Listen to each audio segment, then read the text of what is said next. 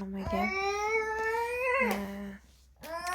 meslarni ogohlantirmoqchiman. Bu 8858 men telefon raqamim. O'sha Vango postdan o'zimga, xullas bolalarimga kiyim-kechak, maktabga sumka, formalar zakaz qilgandim.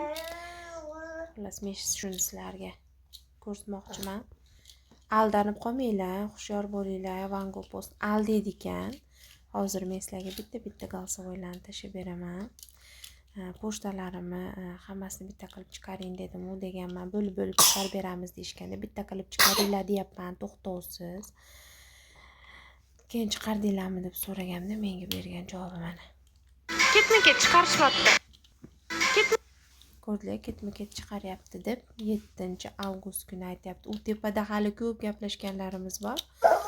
Uzoq video joylamayman.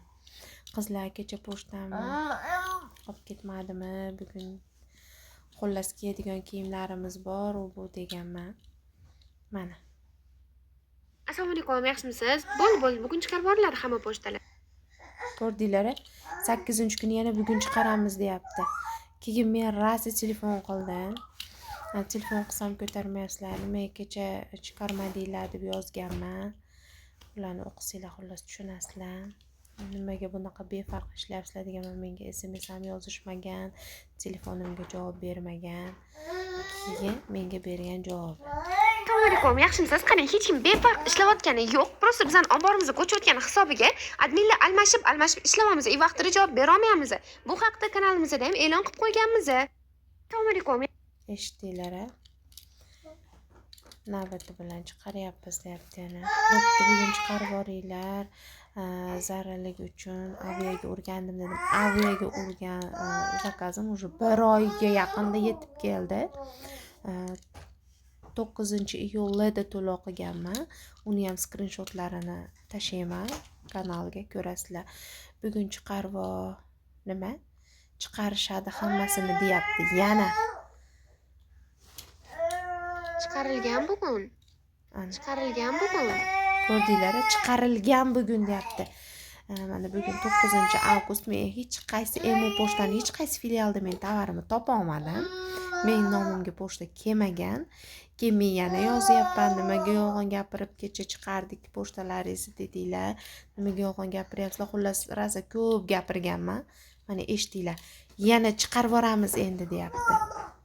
Qarang, bugun yakshanba-da, bizga dam kunimiz. Haftada yakshanba kuni hamma joyda dam bo'ladi. Biz ertadan pochtalarni chiqazishni boshlaymiz. Pochtalarni hammanikini navbat chiqazamiz. Siznikini ham navbatingiz kelsa chiqazib beramiz, xudo xolasa. Navbatingiz kelsa deyapti. Men mana Emo Express pochta bilan ishlayman. Ular juda tez, yaxshi, sifatli ishlashadi. Bitta pochta olib ketmaydi bular. Keyin bo'ldi 10 kilo tovar topshirdingiz, qolganini ertaga topshirasiz demaydi. Bular qancha ko'p yuk olsa, bularga shuncha yaxshi. Hozir bu Vango postdagilar o'yin qilyapti. Mana eshitdinglar. Bu yerda men yozganlarim, o'zingizlar o'qib olasizlar. Qarang, ertaga chiqazib beramiz pochtalarni. Mana eshitdinglarmi? Yana ertaga chiqazib beramiz deyapti. Vango post bilan ishlamanglar qizlar, aldaydi. Iloji boricha shu videoga like, podpiska bosinglar. Xullas kommentariy yozinglar, bang'illatinglar, portlatinglar.